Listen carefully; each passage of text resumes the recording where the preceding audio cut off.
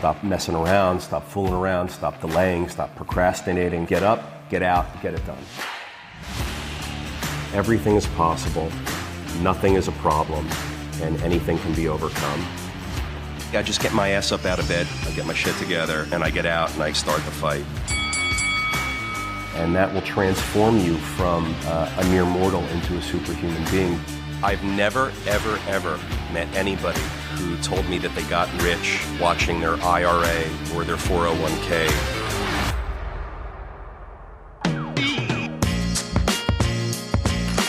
All right, welcome back to the Daily Cash Flow. Welcome back, Peter. How you doing? I haven't seen you. I have not seen you, George. Nice to see you. Nice to be back. All sorts of new things to talk about because the amount of time that's gone by since we've been here together has been so great that I don't even know where to get started. But yeah, I mean, just to start simply, like, what have you been up to over the last few months? Like, looking, I guess one of the questions that I always like to ask when I haven't seen somebody is like, looking back on the last season, are there any themes or patterns that you've seen emerging, maybe in your own life or things you've consumed or watched? Themes or patterns? First thing that comes to my mind, there's still a disconnect in the markets between buyers and sellers of assets, mostly real estate, because that's my primary concern. But there is a disconnect. Sellers think that their asset is the most expensive, incredible, awesome, irreplaceable thing in the world. And anybody who wants to buy it is going to have to pay a price which is a peak price that what we saw in 2021, for example. And buyers are saying, look, have you seen there's a global real estate crisis happening? Interest rates are through the roof. Your building that throws off whatever it throws off is now worth less because my financing prohibits my aggressive ability to bid for it. Transaction volume is down 50, 80, 90%, depending on where you look. Commercial property, nothing transacting. You know, the offices that we read about every day and the defaults and the bank foreclosures and all of the calamity with these big private equity firms that bought huge amounts of center MSA office properties. That is the thing that we hear about every day and we see about it every day. That's the face of the real estate crisis. But the story hasn't trickled down the media to these other asset classes yet. So no, we don't have a housing crisis because there's a disconnect. We don't have a multifamily crisis yet because there's a disconnect. If you want to buy multifamily property today, you're paying a 5 cap, or if it's a Class A building in a great market, you're paying a 4 and change cap, even though mortgage rates are mid-6s, approaching 7% for this stuff. What would have to happen to remedy that disconnect? And is that even something that's desirable capitulation for everyone involved? When sellers can capitulate, then the markets will be lubricated and there'll be transaction volume. But without capitulation, nothing happens. So capitulation is when the seller says, man, I can't wait anymore. I have no other options. I can't refinance out because interest rates are through the roof. I can't just set a high price because my property's sitting here. I have to pay mortgage, taxes, insurance. I've stopped paying my mortgage. I mean, who knows what I paid or what's still owed, but nothing's happening, so I have to drop the price. And once the price drops start to happen in meaningful ways, I'm not talking about a 1% price drop. I'm talking about a 30, 40, 50% price drop in most cases. And until you get that, markets are going to be locked up. So you need capitulation. You need the sellers to get a kick in the ass. They need to capitulate. The buyers are there, but they're not going to buy. Ultimately, the buyers set the price, right? Well, if the sellers set a high asking price and the buyers have a lower purchase price that meets their criteria, nothing's going to happen. The sellers have to come down or the buyers have to come up. Let me tell you, the buyers aren't coming up. It's tough out there. As a buyer, I'm just not finding a whole lot because of the disconnect. As a buyer and an investor, I'm just not seeing a whole lot of deal flow. I mean, I get all the usual emails and calls from the broker community. Hey, Peter, just checking in to see how you are, what you're working on, if I can add any value, what are you looking at? I mean, these brokers have nothing to do. There's no transaction volume, and they're not calling me with a deal to look at like they used to every other minute of every day. Now they're calling me because they got nothing but time on their hands because there's no transaction volume. And they want to know if I want to sell anything so they can pick up a listing. I mean, give me a break. No point of difference for all you brokers out there. Have a point of difference. Don't just make calls and be like, hey, checking in to see what I can do for you if you need anything. No, I don't need anything. I need capitulation. My sellers need to realize that it's not 2021 or the first quarter or two of 2022 where interest rates were so low that people were bidding up asset prices. Now you got to get real, guys. There's nothing out there happening, and the reason is the sellers still think that their piece of shit is the most valuable, desirable piece of shit that there ever was in the history of the planet. It's just not the case. I can buy some decent corporate debt, some A-rated corporate debt that pays in the mid-teens. That's a pretty good roll of the dice. Why do I need to put my equity to work in some building where I have to overpay to get the real estate and close on it? Borrow at a much higher rate than I'm ever used to borrowing. It's going to cash constrain the cash flow, this thing, whatever the cash flow may be. And then, like, I have to work, all for what? Like, I have to buy it at a 5 cap and hope I can get it to a 7 cap once I add the value. I can have my money sit in corporate debt for low to mid-teens. Is that something you're employing as a strategy right now? Sure. Yeah, that makes sense. I mean, I've investment alternative, George. You've heard me talk about investment alternative. My investment alternatives are I can just plunk money down in corporate debt or any other type of instrument which is out there, and there's several, and get a nice rate of return for a calculable and digestible amount of risk.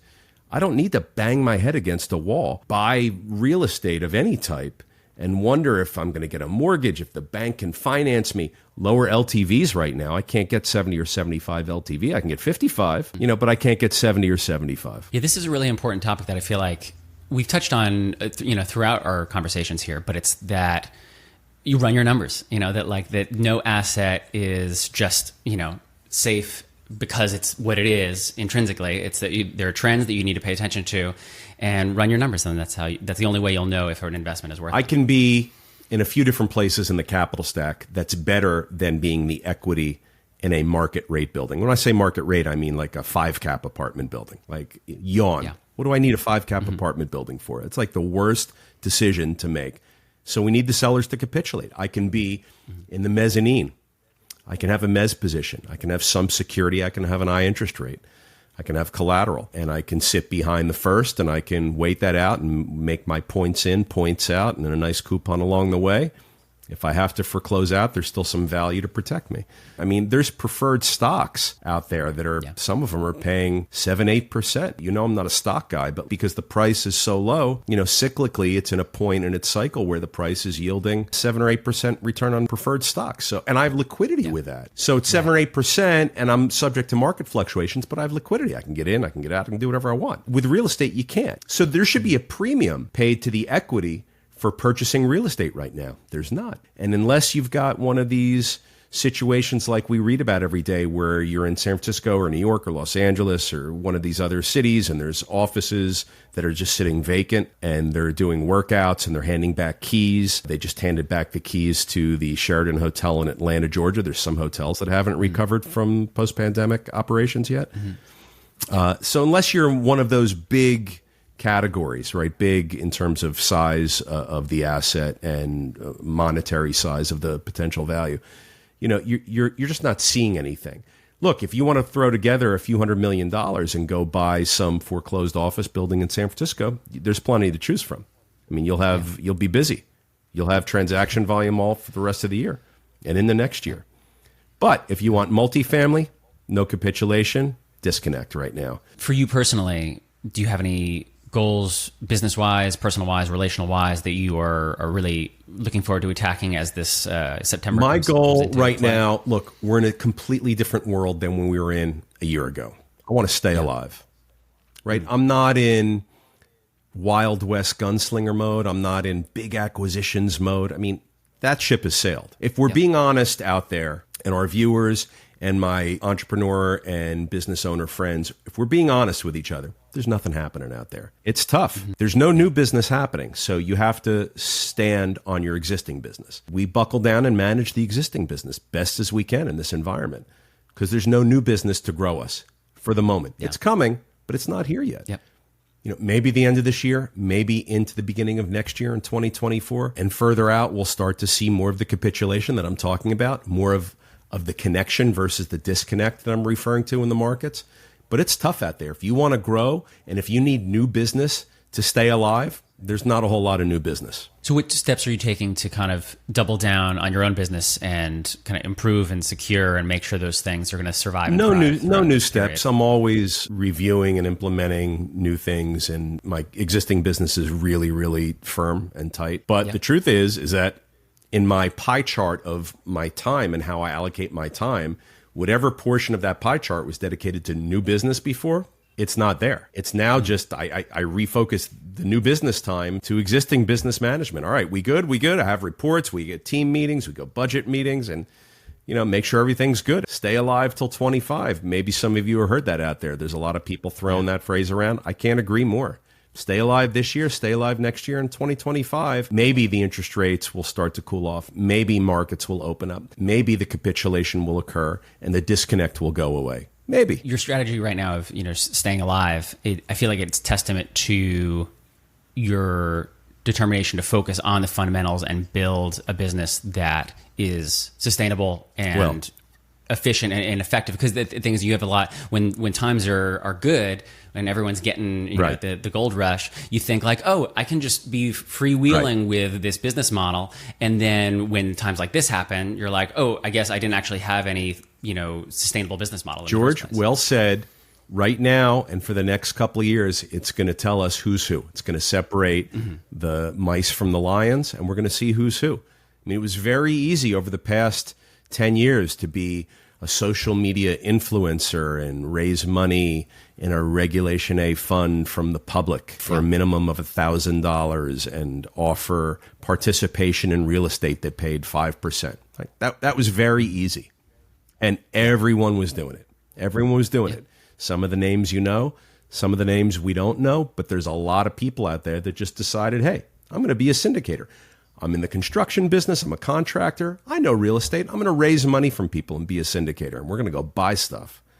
I think that's going to be a problem. Those people are going to have a reckoning. And when they have that reckoning, it's our job to know about it and be there. Look, you could have failed upwards over the past 10 years. Now it's about basic fundamentals, acumen, investing principles, business foundational concepts. That's what it's about now. Now's the time. Do you know those? Do you practice those? Because if you don't, you're going to get smothered. What is that phrase? Slow is smooth and smooth is fast? We've all seen a lot of bullshit over the past 10 years, and definitely over the past 3 or 4 years. I go onto social media and I see these young kids dressed flashy, almost screaming into the mic, about all this great success that they've had and how to get rich. If you can't tell the difference between someone who's a newbie who hasn't done shit and hasn't achieved anything versus someone who's seasoned and experienced and who's been around, who's got a track record, who's been through cycles, right? Business cycles. We're in one now. You got to be able to tell the difference. I mean, when you go to a bar to try and hook up with someone, like innately, you know the difference between someone who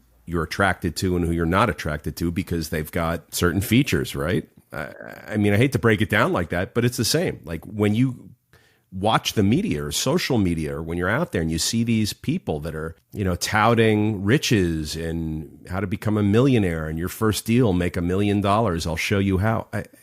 Come on. What's the difference between being rich and being wealthy? That some of these people might actually have a lot of money on hand, but doesn't mean they've...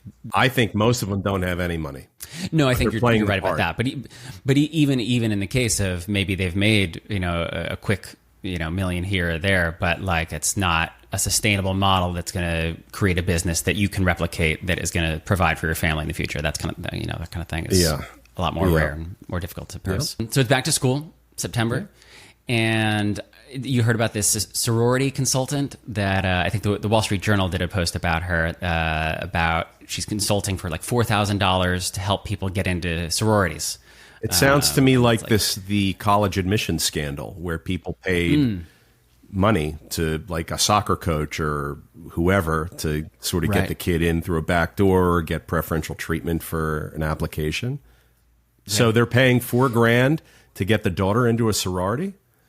Yeah, so it's like a consultant that kind of trains you and walks you through the steps of how to act and what to say and what to do with your social media and all these things. So my reaction to this is I recognize that in life, in certain situations, having access to something unique can further you. Having access to be able to get in to a place, a group, a club, an institution, whatever it may be, might be an appropriate and relevant thing. This sorority example, young people have to get their heads screwed on straight. I don't know what the school is or what the sorority is that's part of this $4,000 consultant trying to get your daughter into a sorority. Man, it just doesn't resonate with me. Like find a group of people who love you for who you are, who want to take the time to get to know you and what you can bring to the table and connect with them. You know, I look at some of these sororities and I look at some of these situations in college campuses that I visit all the time, and it appears so homogenous. Like everybody is one type. They all look the same. George, this summer we went around and looked at different summer camps for our kid. In doing so, we found many, many summer camps that were right up the middle, homogenous. Every kid looked the same. They had the same hairstyle. They had the same pose in the picture. They wore the same clothes, the same performative smile for the photograph. And it was like, you know, you just get lost in the crowd. And I feel like the pressure to look like them and act like them and be accepted by them. I mean, who needs it?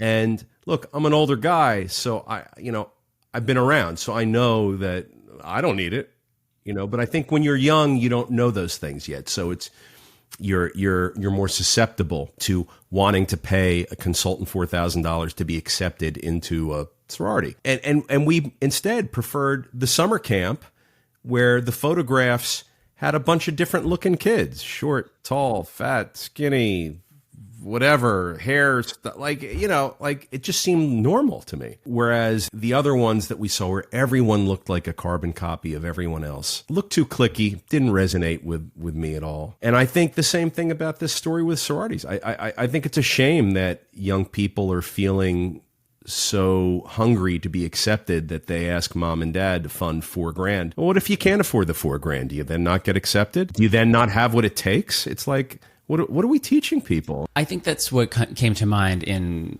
when I saw this article, is that I think college, it reminds me of college just period. It reminds me of the whole university acceptance process. And I think universities would like you to believe that it's a much more difficult process and more rigorous and about something else other than networking. But I think for the most part, unless you're going into a specialty like medicine or law or something along those lines, coding or something, I think the college admissions process is probably a lot more like this than not. And I have the same question that you just proposed, which is, if you don't have the money to prepare yourself and to present yourself in a particular way to a college that's acceptable, does that mean you can't now go to that college because you weren't able to afford a consultancy fee? That's problematic. Here's what I've learned in my 55 years. If you're going to judge me based on money, it's not such an exclusive trait. What makes me desirable to you if you're looking at the size of my wallet? Because there's people to my left and right that have way fatter wallets. George, you can't judge a person based on the size of their wallet. We learned that a long, long time ago. Young people, I hope and pray that you guys can comprehend this. Anybody that's going to accept me because I can afford their acceptance, I don't know that I want to be connected with them. My values are, how do you treat others? How do you treat me? Are you kind? Are you warm? Do you make me feel good when I'm around you? Like, that's what I'm looking for in others. Socially, we're talking about a sorority. So socially, that's what I'm looking for in others. And that's what I want someone to look for in me. Not if I can keep up financially with some random set of criteria that the den moms set. It's all screwed up and ass backwards to me. Yeah, on the other hand, the idea for a business, it's a pretty great one. If people are willing to, if the market can bear $4,000, and that's something that you can make a business out of. I'll cut you off there and say I don't support anyone getting into the business of charging $4,000 to get someone into a sorority. I appreciate that take. But I'll tell you what, everybody and everything is a consultant opportunity these days. I'll give you an example. So my nephew just had a brand new baby. Doesn't go anywhere. They barely leave the house. Can't come out and meet the family for dinner just locally nearby. Why? Because the sleep consultant says you can't. So they pay someone probably that much money and more that we were just talking about to tell them when to put the baby to sleep and when to do all these things with the baby. And everyone's doing it. I'm out of the loop, right? I'm 9 years out of the loop. I haven't experienced a baby in 9 years. We didn't have sleep consultants 9 years ago. Now there's sleep consultants. But I'll never forget this, what my mom told me. When I said to my Mom, what do I do? We've got this baby. Like, I don't know what to do. I'm a new parent. Like, what's the blueprint? She said, look, just love it. Just love it and care for it. When it's crying, there's one of three issues. It needs food, it needs sleep, or it needs a diaper change. That's it. Those are your three choices. You don't need a consultant to tell you that. My mom, who had 4 kids, told me that. She knew from just nature, from biological, natural experience, being a mom. I mean, to me, that was the greatest advice I ever got. You can't screw it up. Just love it. Yeah. Just make sure you don't hurt the baby. I have to admit, I didn't know that today when we started this podcast, we were going to get deep into the weeds of how to love humans and create them. Well, that's great. No, I didn't know. That's I didn't know fantastic. either. But we're talking about sorority admissions consultants, and I'm just like, what? And then the last time I remember feeling that way was when I was told that there are sleep consultants for newborns. Yeah. Well, I think you bring up a good point in that we are slowly transitioning, or maybe quickly transitioning, into culture where we're outsourcing almost all Everything. of our decision making to a private specialist. And sometimes that's okay, but it does, I think, smell a bit like just commercialism and devoid of any kind of communal reality. Yeah. And so, you got to be careful about that. Yeah, I felt the sleep consultant for newborn babies was weird. But maybe I'm just out of touch. Tell me out there, do you guys have sleep consultants that you pay to tell you what to do with your baby and when each and every day? Because, I never did. And the older generations obviously never did. But maybe that's a thing now. Maybe it's a need in the market where these consultants are supplying that need. I don't know. No, it strikes me, without knowing, I admit I don't really know, but it strikes me, it feels the same to me as just the watering down and the dilution of so many things in our society right now. Now we're taking the parents' ultimate responsibility in what should be an innate skill, like caring for your baby, and we're sourcing that out to a third-party consultant who's now telling us when to put the baby to sleep, when to wake it up, when to feed it. We know that without the consultant. So I don't know. It seems, it feels like that to me. Yeah. Seth Godin has a quote, market tells you that you don't have enough, community tells you that you do. And it reminds me a little bit of that. Yeah. Is rent control constitutional? That's the question. Yeah. I think it's not. I'm in the camp that says that rent control is a taking of property. Now, I'm a multifamily property owner, so you can make that very obvious and logical connection and be like, of course he feels that way. It's good for him. In the absence of me owning multifamily property, I feel that any government regulations that impair the owner's ability of whatever asset it may be to participate in a free market situation, I think is bad. I'm a free market advocate. Rent control is anti-free market. It's market controls, price controls. It's not good for the consumer. You want to know why we don't have enough housing supply in these expensive cities and everywhere else in our country? Housing policy, rent controls, rent policies. George, everything is supply and demand. New York City is limiting the supply. Whenever you do anything that limits supply and demand stays flat or increases, you have a negative impact to the consumer and to the economy. That's what rent controls do. Now, my adversaries will say, oh, well, housing's gotten so expensive and people really need assistance. I don't discount that. But one of the many failures of rent control is that it fails to differentiate between those participants in the market that need the assistance and those that don't. So, George, you could go to New York City right now, receive rent controls, depending on the apartment that you choose, and protections, and you might make a high income and you're still going to get these controls and protections. And it's going to cause you to live in this apartment, not move on with your life. And it's going to cause that apartment to stay out of circulation, out of commerce. And it would otherwise be one unit of supply that could be consumed by someone else that actually needs the protections and needs the controls. That's one of the first failures of rent control. No, I am not a believer that rent control, since you specifically asked about rent control, is constitutional. I think it's a taking of property, and I use that phrase, taking of property, because it's a legal standard. What I find interesting is that potentially there's a case in New York. It may escalate to the Supreme Court. They're hoping that it does. I think there was an op-ed by Alexander Tillell, I think, in the New York Times or something along those lines, that he mentioned that was coming and that was a possibility. Well, if it goes to the Supreme Court, look, it hasn't been to the Supreme Court in decades and decades and decades. So modern issue, housing and affordability, housing supply, modern issue of the day. Bring it to today's court. Bring it to today's Supreme Court. All we have is the decisions from like the 1970s and it's a new world. Let's give it a listen. Let's discuss it. But I don't think it's constitutional. I think it's a taking of property. I think you're taking a private property owner's property when you put in rent controls. Yeah, we need to do things that make it more affordable for people to live and to pay rent and to own homes or whatever the situation is. We need to do things. Rent controls don't do it. Rent controls just embolden and enact a certain voter base that are like, yeah, I'm a renter. I'll vote for this guy. They want rent controls.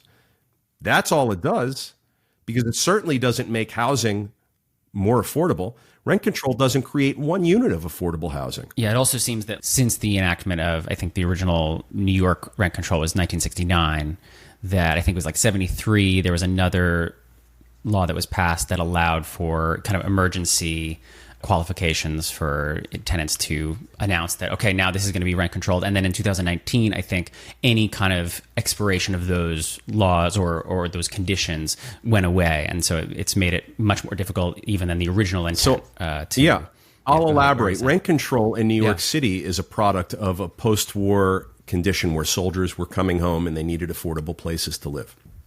That's who it was originally geared towards. And then fast forward decades and decades, I mean, that's not really the condition, although our veterans need affordable housing as well, God only knows. That's not what I'm saying. Fast forward to today, to 2023, where it's sort of everybody needs affordable housing and the markets are completely different and the cities are completely different and the housing supply and all of that is completely different.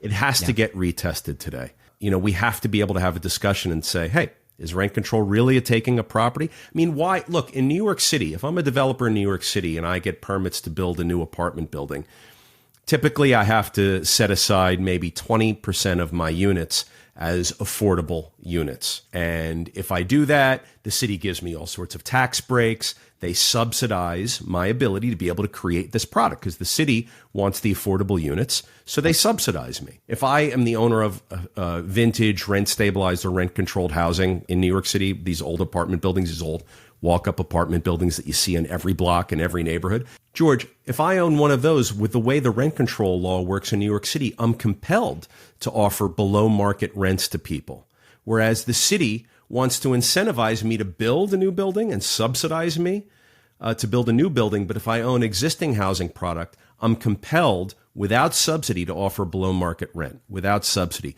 That is the fracture and that is the failure in New York City's case of the housing market in New York City and rent control in New York City. It is an absolute failure.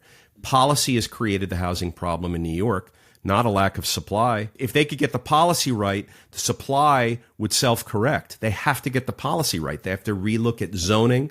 They have to relook at rent controls and housing policies, these restrictive policies that prevent people from renovating apartments and bringing them into the marketplace and into commerce. I mean, if you own one of these old walk-up buildings with 20 or 100 or 80 units, whatever it is in New York City, you're probably sitting on 5 or 10 or 15 vacant apartments per building. Why? Because it does not pay to renovate the apartment and then put it back into commerce, because the new rent that you get to charge once you spend $150,000 or $300,000 or whatever it is to renovate and remove the lead paint and make it up to code. I mean, it's expensive. Once you spend that, you can't then go from the old rent of $900 to a new rent of $2,500 or whatever. You can't. It's going to stay right around $900. So what happens? No one renovates. All those apartments sit collecting dust.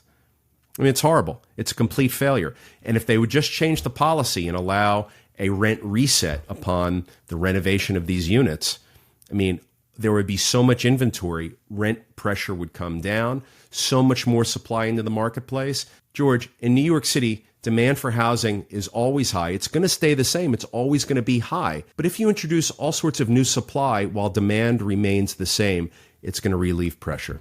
And rents are going to go down. And you're seeing that in other markets that don't have price controls. You're seeing it in the Sun Belt. You're seeing it in Texas. You're seeing it all over the country now. Rents are coming down. Why are rents coming down? Because we've built so much more new supply this year. And in markets without price controls, the market is deciding where the rents are going. If you introduce more supply into a market where demand is flat or goes down, housing prices will go down. George, this is what New York City needs to do. They need to introduce more supply, and that's only going to happen if they get their policy correct.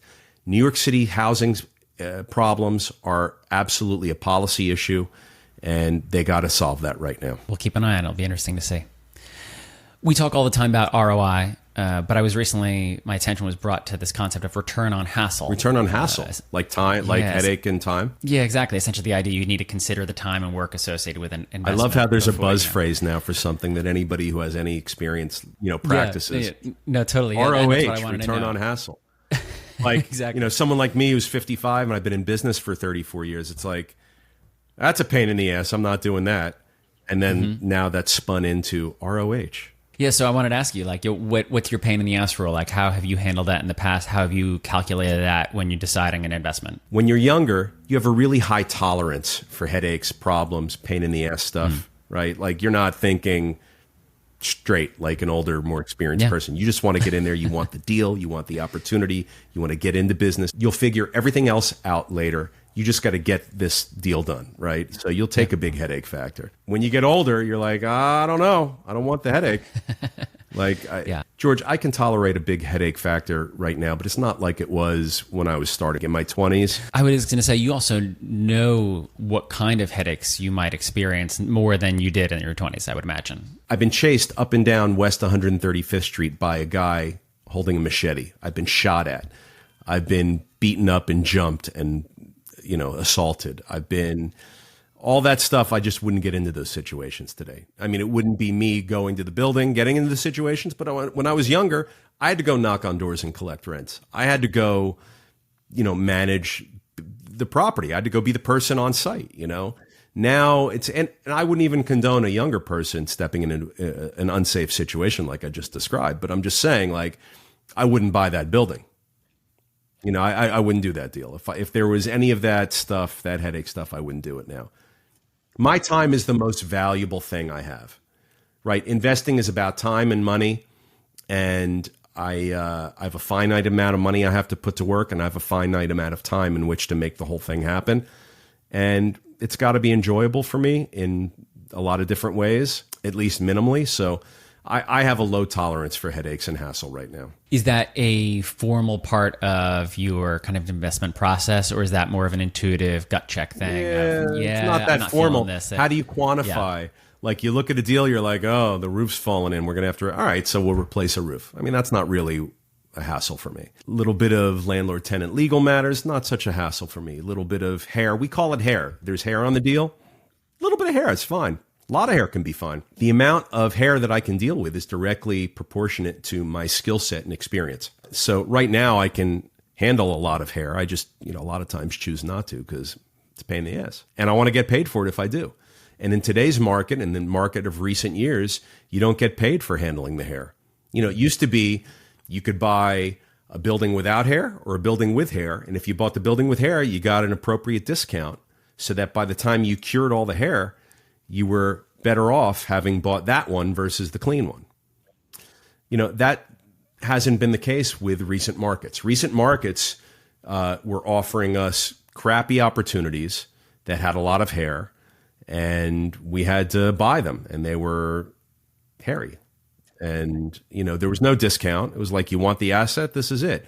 You're like, yeah, but it doesn't comp the same way as a clean deal. Well, if you want it, buy it. Like, that's the market we've been in for the past 10 years. Netflix recently got attention for offering $900,000 a year for an AI development position. Read that. I wish I could develop AI.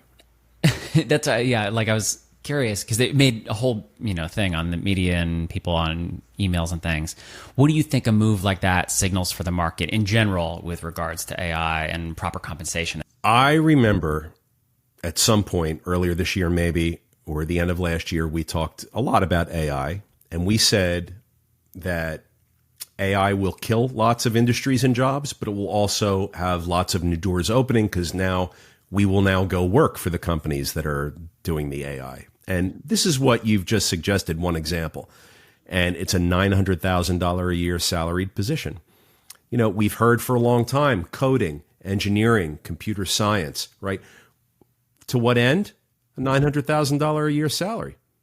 Pretty good. So, if I were a young person today, I would look into that. I would look into what the needs of the future of this industry are, and I would educate myself on those skills.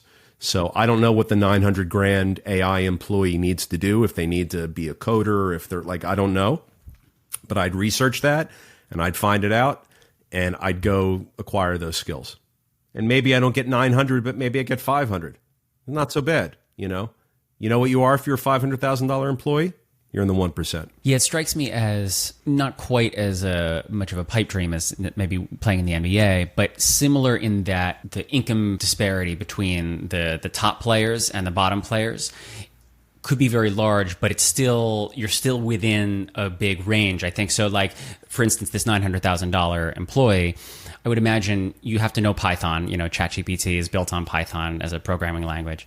So that's a super basic skill.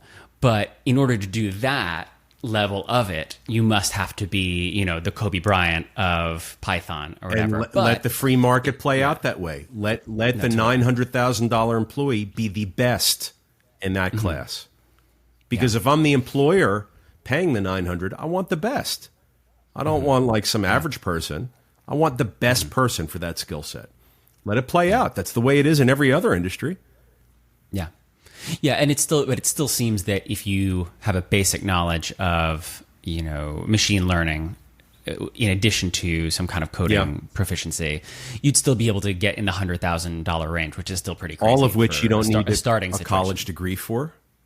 Yeah, I mean, you could acquire Python skills online. Like there's all sorts of ways to take that path without going to college. Absolutely. Yeah, absolutely. I have to say that. Yeah, don't have to pay $4,000 consultant to learn Python. Right. Well, maybe to learn Python so that you then get the $900,000 job. Yeah. Go pay the $4,000 to the consultant all day long for that, but don't pay the $4,000 to be accepted into a socially fucked up subset of your local community. Like it's well, then again, you're running the ROI. Is the return on investment actually going to pan out for you? And in a sorority, it's far from guaranteed. When you talk about the sorority consultant thing, I think of the Reese Witherspoon, Legally Blonde. Yeah, everyone's very conforming to the same set of ideals and physically look similar, and they speak the same. They have that voice, that affected voice, and it's all I don't know. I hope and pray for something different for our future and for our young people. Yeah, we're all just trying to be individuals in a world of conformity. Yeah. So Yellow trucking business went bankrupt recently. Yes, they did. They blamed the Teamsters largely, but then there's also market regulations that are going on there, and a lot of debt. They had a lot of debt, right? Yeah. So I wanted to ask you, just in general, any observations about that experience? We're seeing a lot of things, not just with the trucking industry, but all industries, this tension between corporate and union interests, and a lot of rhetoric around that. Unions have changed, and my opinions about them have changed over the years. It used to be, I remember, unions were created for positive purpose. They had a positive effect, and it created maybe a better product, maybe created some general work practices and guidelines where the employer and employee relationship could then be governed by those guidelines. And it wasn't as tumultuous as it is now. So fast forward to now, these unions are very big political arms, very, very influential. It's out of whack to me. To me, it's the tail wagging the dog. Look, I think teachers need to make a lot of money. I think we need to hire the best and the brightest, like in any private industry. I want the best teachers in our schools teaching kids, and they should make a lot of money. And the crappy teachers shouldn't get hired. And we should create meritocracy in the educational system where we get the best and the brightest, because that's what private industry does. Private industry wants the best and the brightest. That's what Google wants when they go out and offer $900,000 for their AI Python guy. Well, I want my schools to want the best teachers that there are. Not every teacher is great. Some are, some aren't, like with anything. But what you find is you get into these situations, the unions become involved. You're in the teachers union. You could be a subpar teacher, non-performing teacher, be a horrible teacher. But if you're in a union, whether it's teachers or any other type of union. They sort of protect the poor performers. That part I don't like about it. Get rid of the subpar non-performing members. If they don't perform, they can still be a teacher or a carpenter, but just not in your union. Like, they can go be a non-union carpenter or teacher, or whatever the case is. Yeah, no, I think it's interesting that, I mean, it's funny, Labor Day, literally just passed. And when you view when unions really came into the picture for the U.S. in the early 1900s, it was really intense working conditions that, they were fighting against and protecting workers from. And so it's easy to look back on that and view unions as a completely virtuous, entity. And today I feel like we have a slightly skewed image of that tension between unions and corporations, where either if you're pro-corporation, you say, oh, well, they're job creators, and so unions are just, trying to get rid of that, and it's problematic. And then if they're pro-union media, they'll say, oh, well, they're just trying to protect the worker, and it's all great. And instead of, I think it's probably more true that these are both two powerful entities that are functioning within the market, and it just so happens that the labor unions, their resource for negotiation and power is labor, and that it's a power thing. Didn't the labor union say, let yellow fail? Go ahead. Why is that a good thing? Why should a labor union who needs the employer to employ its members, why is it a good thing if they adopt the attitude, screw them, let them fail. We'll show them. Why is that good business? I'm not part of the union, so I don't know, but I would imagine the argument is that, well, if we send out this warning shot and now the other corporations see that we mean business, that then we have more negotiating power, and then we have better conditions. I think the argument is that we have better conditions for our workers because now we have negotiating power. But I think the danger there is that if you have a world that's only run by unions and corporations, and there's no ability to be a small business in that world, that's it's scary. The man who does more than he is paid for will soon be paid for more than he does. I love it. Love everything about it. Yeah. Yeah. What resonates about that? You told me about that a while ago. Everything resonates with me about that. Yeah.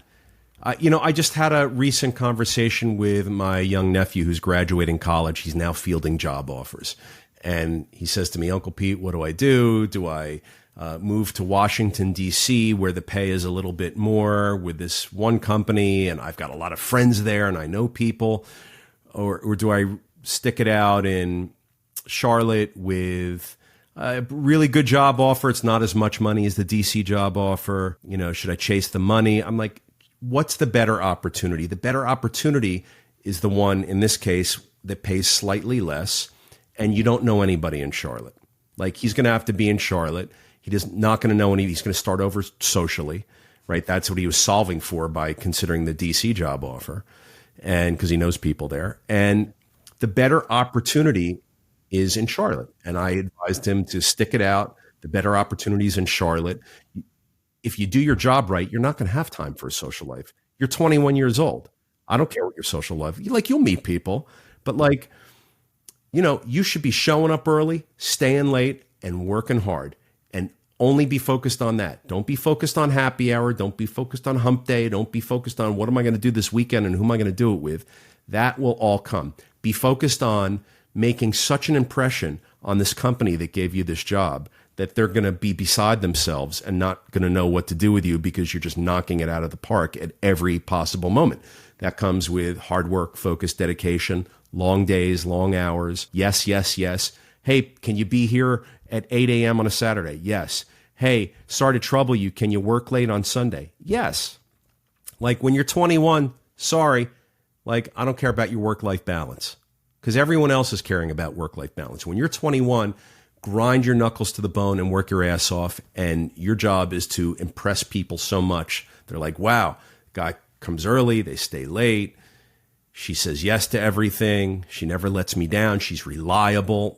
That's what you want. This is your opportunity to define yourself as those things. All right. Awesome. Thanks so much, Peter. Appreciate it. And I'll see you next time. Great to be with you, George. Thanks, everybody. See you next week.